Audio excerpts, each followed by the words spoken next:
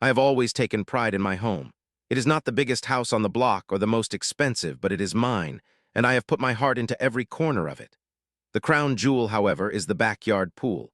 I installed it 5 years ago after saving for nearly a decade. Every weekend was spent perfecting the landscaping around it, installing the perfect lighting, creating the outdoor kitchen area where we host neighborhood barbecues. That pool was not just water surrounded by concrete. It was where my kids learned to swim. It was where my wife and I would float under the stars after particularly stressful days. It was where memories were made. The neighborhood had been peaceful enough when we first moved in. The homeowners association existed, but they were reasonable. They held monthly meetings in the community center. They organized block parties. They made sure everyone kept their lawns tidy and their holiday decorations appropriate. It was all very suburban and predictable. I attended when required, paid my dues on time, and generally tried to be a good neighbor. Everything changed when Karen Westfield became the new HOA president.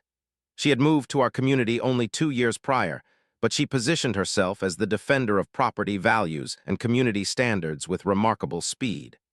Karen was tall, with perfectly highlighted hair always pulled back into a severe ponytail. She carried a clipboard everywhere, documenting infractions with a kind of zealous glee that made everyone uncomfortable. "Good morning, Daniel," she said one Saturday, appearing suddenly by my fence as I was cleaning the pool filter. I nearly dropped the equipment in surprise. "I am conducting the monthly inspection, and I could not help but notice your recent pool upgrades."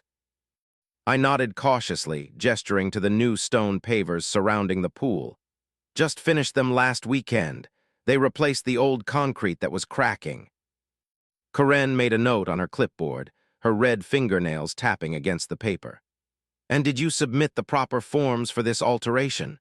Section 8, Paragraph 12 of the Community Guidelines clearly states that all exterior modifications must receive prior board approval."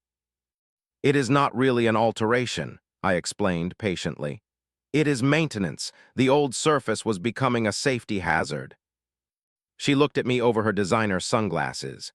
"Safety concerns should be documented with the board, Daniel, and these stones are travertine correct, not on the approved materials list." I felt a familiar tension in my jaw. This was not our first encounter, and I doubted it would be our last. They are perfectly neutral in color and match the neighborhood aesthetic guidelines. "That is not for you to decide," she said with a thin smile. "You also have unauthorized landscaping in the corner there. Those native plants exceed the height restrictions." I looked where she pointed. The small collection of desert wildflowers my daughter had planted for her science project was hardly an eyesore. "Those are drought-resistant native species, Karen. The HOA guidelines actually encourage water conservation." "Not if they grow over 24 inches, she countered, writing furiously. "You will receive a formal notice about these violations. I suggest you rectify them within the 14-day compliance period." I watched her march toward my neighbor's house, already scanning their yard for infractions. I should have taken her threats more seriously. I should have realized the extent of her pettiness.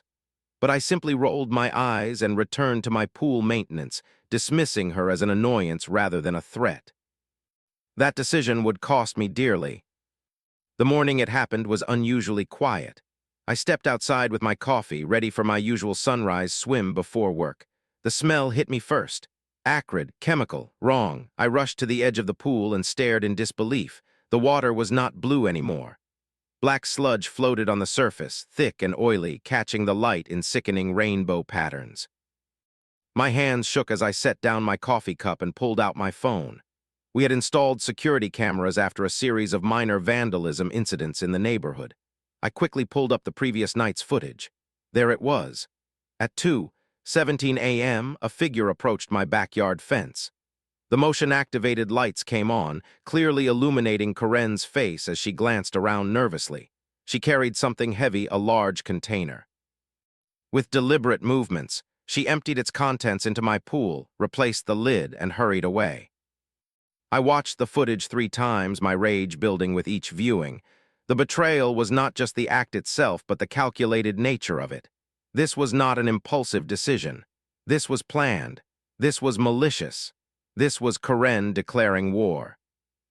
I printed still images from the security footage and walked directly to Karen's house that morning. My hands trembled slightly as I rang her doorbell, anger threatening to overwhelm my usual composure. When she answered, her face registered a brief flash of surprise before settling into its usual mask of condescension. "Daniel, it is 7:30 in the morning. What could possibly be so urgent?" she asked, pulling her silk robe tighter around her waist. I thrust the photographs toward her. "Care to explain why you were dumping oil into my pool last night, Karen?" She barely glanced at the images, her expression unchanged. "Those grainy pictures could be anyone, and how dare you come to my home with wild accusations?" She shook her head, as if disappointed in a child. "If there is something wrong with your pool, perhaps you should consider proper maintenance instead of blaming others." "The footage clearly shows your face," I insisted. "You were wearing the same jacket you wore to the board meeting last week." "It proves nothing," she said with a dismissive wave. "Now, if you will excuse me, I have important matters to attend to." She closed the door in my face, leaving me standing there with useless photographs and rising blood pressure. That afternoon, I filed a formal complaint with the HOA board, submitting the security footage and images as evidence. I expected outrage on my behalf. Instead, I faced a wall of skepticism and thinly veiled dismissal. "We have reviewed your submission," wrote Thomas from the board in his email response, "but the footage is inconclusive. Board President Westfield has categorically denied any involvement, and without definitive proof, the HOA cannot take action in what appears to be a personal dispute." Within days, I noticed a shift in the neighborhood atmosphere. Neighbors who had always greeted me warmly now offered only tight smiles or avoided eye contact altogether. I overheard snippets of conversation at the community mailboxes. "I heard he doctored the video to frame her because of all his violations.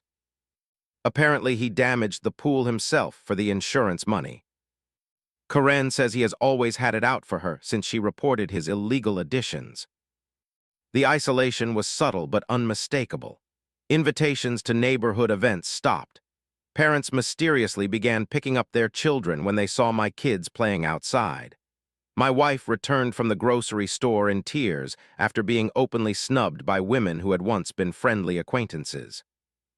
Then came the notice. A formal letter from the HOA board, printed on heavy cardstock with the community logo embossed at the top. "It has come to our attention that a hazardous environmental situation has developed on your property," it read. "As the homeowner, you are responsible for all environmental contamination originating from your property. An investigation has been initiated regarding potential groundwater contamination from improperly disposed petroleum products. Failure to remediate this situation within 7 days will result in significant fines and potential legal action." I stared at the letter in disbelief. She had not only destroyed my pool, but was now attempting to blame me for the very damage she had caused. When I contacted my insurance company, their response was equally disheartening. "We are unable to process your claim at this time," the adjuster explained over the phone. "There is a pending investigation regarding the cause of contamination, and our policy excludes coverage for environmental hazards resulting from negligence or illegal disposal activities." That evening, I sat alone by the ruined pool. The neighborhood that had once felt like home now seemed hostile and threatening. The financial burden of cleanup loomed over me. Karen had managed to isolate me, damage my property, and shift the blame to me with frightening efficiency. But something inside me refused to submit. If she thought I would back down, she had severely misjudged me. As I stared at the contaminated water catching the last light of day, I made a decision. I would not fight her directly. I would not engage in a public confrontation that would only feed into her narrative. Instead, I would dig deeper. I would arm myself with knowledge and patience. I would find a way to expose her that she could not dismiss or deflect. This was no longer about a pool. This was about justice and accountability, and I was just getting started. There is a unique form of clarity that comes with being cornered. With nothing left to lose, your vision sharpens. You see paths that were previously invisible. That night, after the neighborhood had gone quiet, I began my research. I needed to understand exactly what I was dealing with, both in terms of the damage to my property and the legal implications of what Karen had done. The first search results confirmed my suspicions. Dumping oil into water is not just a petty neighborhood dispute. It is a federal offense. The Environmental Protection Agency has strict regulations about the disposal of hazardous materials, especially when they could contaminate groundwater or affect natural water systems. My pool was connected to the municipal drainage system. Any overflow from rain would carry contaminants directly into our local watershed. I discovered the EPA's hazardous waste disposal hotline buried in a government webpage. It was specifically designed for reporting illegal dumping activities. As I read through the criteria for filing a report, I realized that Karen's actions ticked every box for a serious environmental violation. But I needed more than just video evidence. I needed to document the damage professionally. The next morning, I contacted a local pool restoration company specializing in environmental cleanup. The technician who arrived wore protective gear and took multiple samples from different areas of the pool. "This is definitely an oil-based contaminant," he confirmed, holding up a vial of the black substance. "Based on the viscosity and odor, it is likely used motor oil or something similar. Definitely not something that would accidentally find its way into a pool." "Can you provide a written analysis?" I asked, "and an estimate for complete remediation?" He nodded grimly. "The report will detail the contaminants found and potential environmental impact.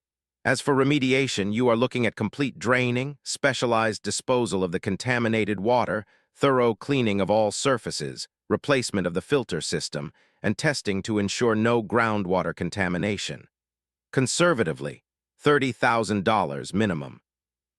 That afternoon, Karen walked past my house with a small group of neighbors. I watched from my window as she gestured toward my backyard, her face animated with what appeared to be concern. She was controlling the narrative, positioning herself as the vigilant protector of community standards while I was cast as the irresponsible homeowner who had created an environmental hazard. She had no idea what was coming. With meticulous care, I compiled a comprehensive file. The security footage showing Karen dumping the substance, the chemical analysis confirming it was motor oil, photographs documenting the damage, the cleanup estimate, and a timeline of events including the HOA's attempts to blame me for the contamination. I made 3 copies of everything.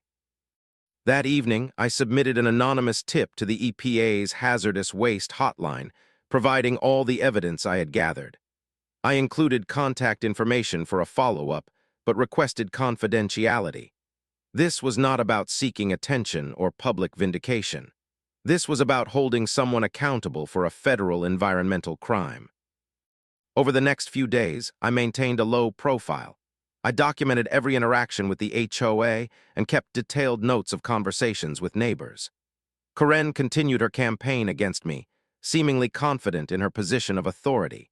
She issued another violation notice for failure to maintain pool water quality, a cruel irony that would have made me laugh if the situation were not so serious.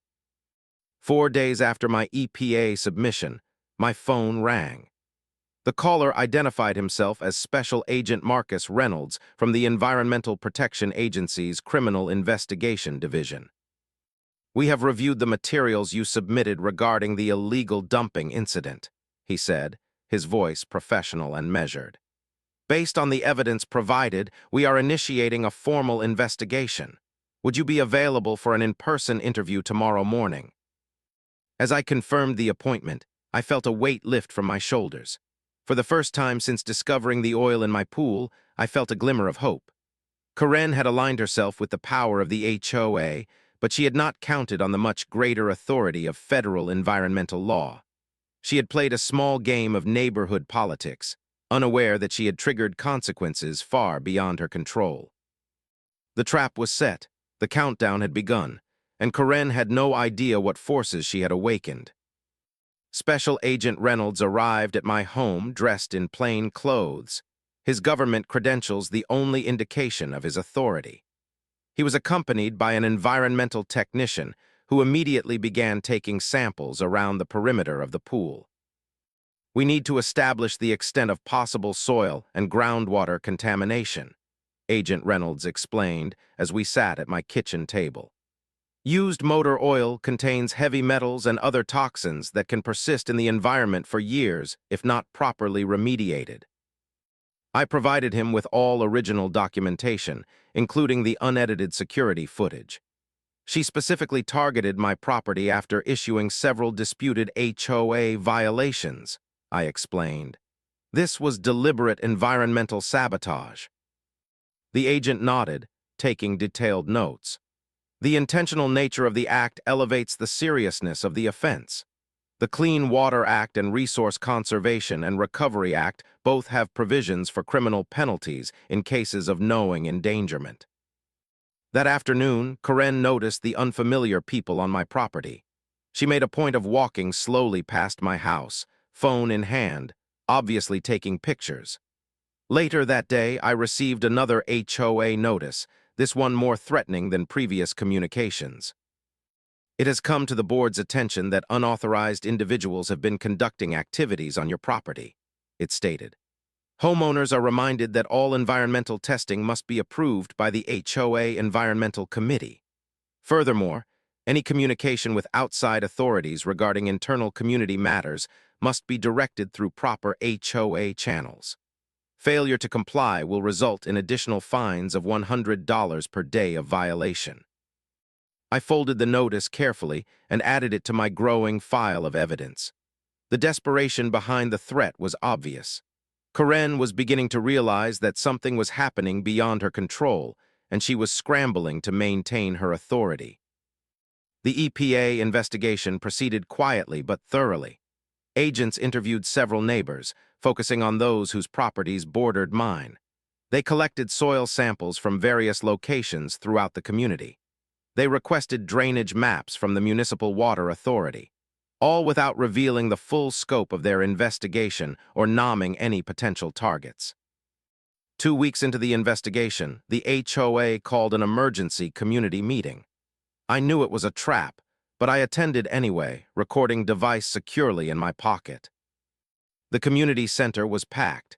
Karen stood at the front, commanding the room with practiced authority. When she saw me enter, her eyes narrowed briefly before she continued her address. As many of you know, we have a serious situation developing in our community, she announced.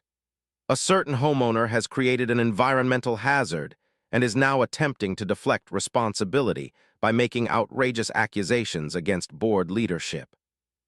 Murmurs rippled through the audience. Some neighbors looked at me with open hostility. Others seemed uncomfortable but unwilling to challenge the prevailing narrative. Furthermore, Karen continued, this individual has brought outside agencies into our community without board approval, potentially exposing all homeowners to unnecessary scrutiny and liability. She gestured toward me dramatically. Daniel, would you care to explain to your neighbors why you believe you are exempt from our community standards and procedures? All eyes turned to me. It was a perfectly orchestrated moment of public shamming. Karen expected me to either lose my temper and confirm her portrayal of me as irrational, or to back down and tacitly admit guilt. I did neither. I appreciate your concern for our community, I said calmly.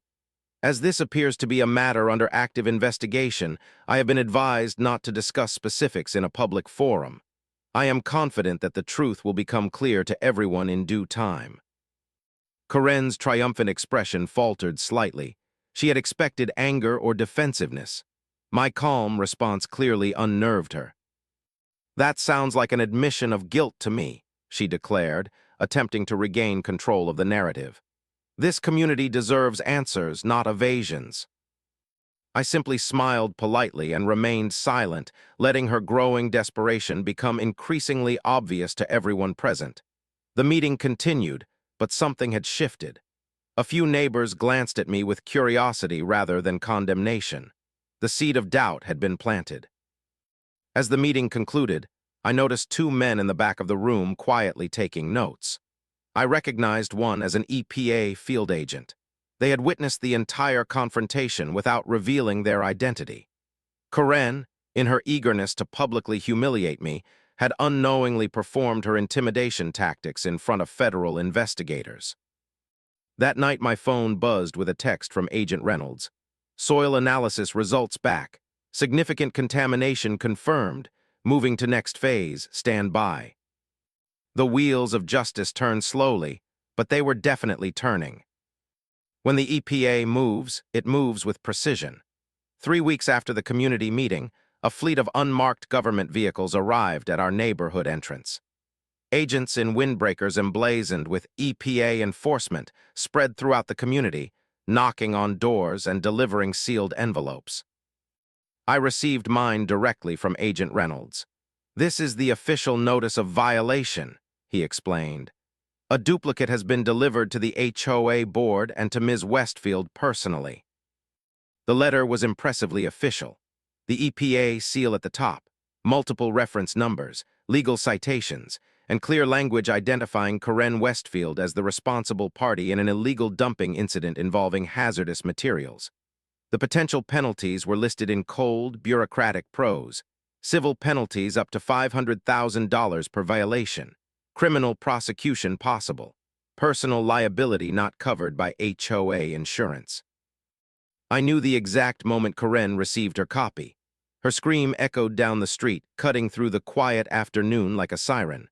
From my front window, I watched as she rushed out of her house, letter clutched in her hand, face contorted with panic. She headed straight for Thomas's house, her most loyal supporter on the board. Within hours, the community group chat exploded. "Has everyone received the EPA letter? Is this real? Karen dumped oil in Daniel's pool. Are we all liable for the fines?" The narrative was changing rapidly. Neighbors who had avoided me for weeks suddenly found reasons to walk past my house, offering tentative waves or stopping to express shock at the new information.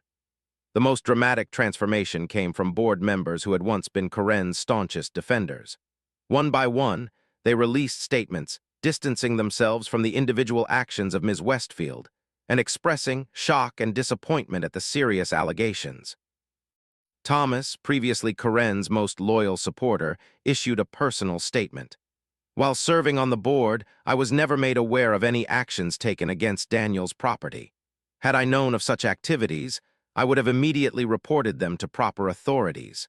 I have tendered my resignation from the board effective immediately." The exodus had begun. No one wanted to go down with a sinking ship. Karen's response was predictably desperate. She called an emergency board meeting, but only 2 members attended. She issued a community-wide statement denying all allegations and suggesting that unknown vandals must have contaminated the pool. She even implied that I might have staged the entire incident for insurance fraud. But her narrative collapsed under the weight of evidence. The EPA had not only the security footage, but also chemical analysis matching the contaminants in my pool to similar substances found in Karen's garage during their investigation. The soil samples from my property showed contamination consistent with motor oil, creating a clear environmental impact record.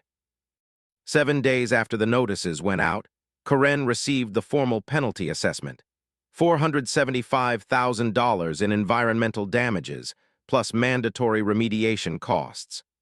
The fine was personal, not directed at the HOA, though the association would face separate penalties for failure to report the incident. That evening, a knock came at my door. It was Elaine from across the street, a woman who had been one of the first to shun me after the incident. "I just wanted to say I am sorry," she said, eyes downcast. "I should have asked your side of the story instead of believing, well, you know." I nodded, accepting her apology without comment.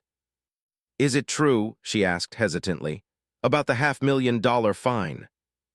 "Federal environmental laws are not to be taken lightly," I replied simply. As she walked away, I noticed Karen watching from her window, the queen surveying her rapidly crumbling kingdom. Pride comes before the fall, but Karen's pride seemed to blind her to the reality of her situation until the very end. Her attempt to fight back was as misguided as it was futile. She hired an attorney and filed a countersuit against me, the HOA, and the EPA, claiming harassment, defamation, and procedural violations.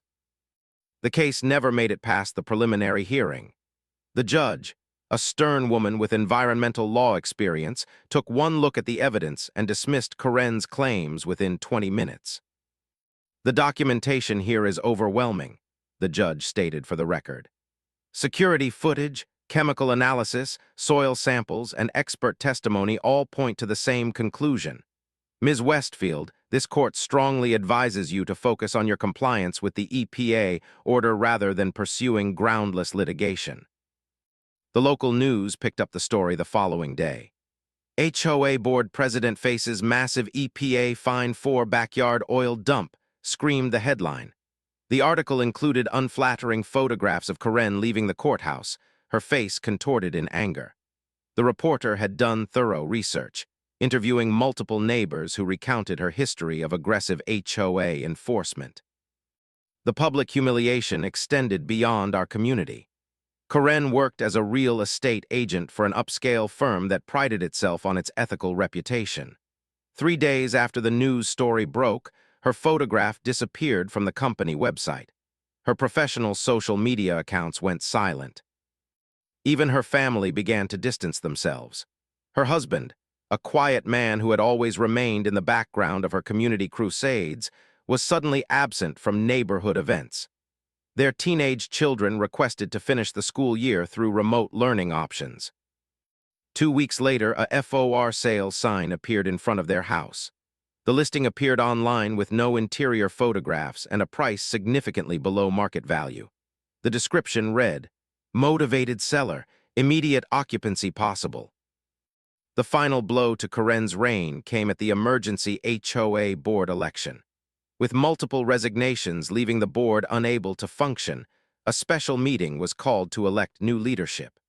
Karen arrived despite having already been removed from her position, apparently intending to defend her actions one last time.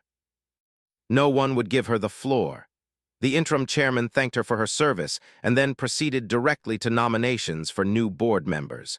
When she attempted to speak anyway, the microphone was turned off. The community that had once cowered under her authority now openly ignored her. As the meeting concluded, the newly elected board president approached me with a formal letter of apology. "On behalf of the Homeowners Association, we deeply regret the distress caused by the unauthorized actions of the former board president. We have approved full compensation for all damages to your property and hope you will continue to be a valued member of our community." I accepted the letter with a nod, knowing it was motivated more by fear of further legal action than by genuine remorse. But it was recognition nonetheless, vindication in black and white. Karen slipped out before the meeting ended. By the following week, moving trucks appeared at her house. She was gone before the month ended, leaving behind a community that would remember her name as a cautionary tale of power misused and justice served. Restoration takes time. The environmental remediation team spent 6 weeks decontaminating my property, removing affected soil, and ensuring no lasting damage to the groundwater. The pool itself had to be completely rebuilt, the contaminated concrete removed and replaced. But by early summer, the water was once again blue and inviting. The financial settlement from the HOA covered all expenses, and then some. Karen's hasty departure had left the association vulnerable, and their insurance company preferred to settle rather than risk a protracted legal battle they would likely lose. Their attorney made it clear they were prepared to offer generous compensation to avoid further negative publicity. I did not push for the maximum amount I could have demanded.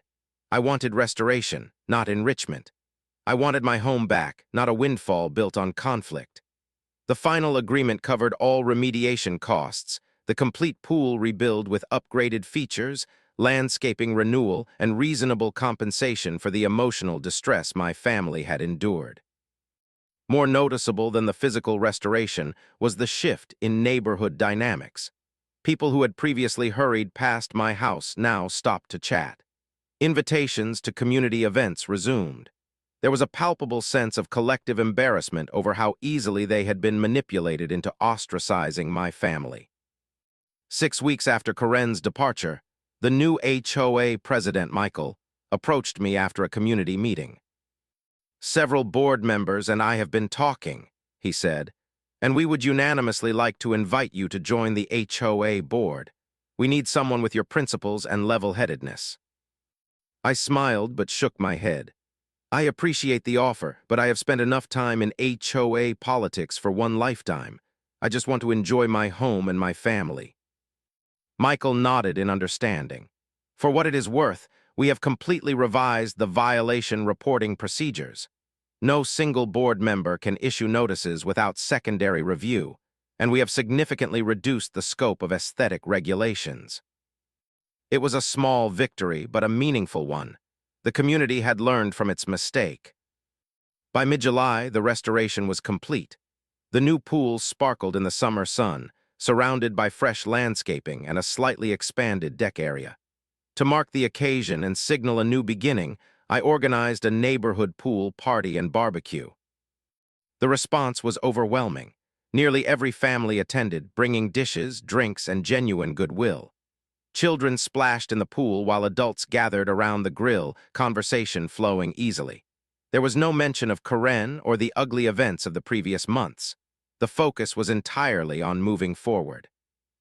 As evening approached and the party continued under string lights, I found a quiet moment to sit at the edge of the pool, feet dangling in the cool water. The surface rippled gently, reflecting the warm lights and the faces of neighbors now restored to friends. The entire ordeal had taught me something valuable about power. Karen had wielded her authority like a weapon, using it to intimidate and control. But true power had come from patience, documentation, and working within the proper systems. I had not matched her aggression with aggression. I had not stooped to her level of pettiness or manipulation. I had simply allowed the appropriate authorities to see the truth that Karen had tried so hard to bury. In the end, justice had not required shouting or threats.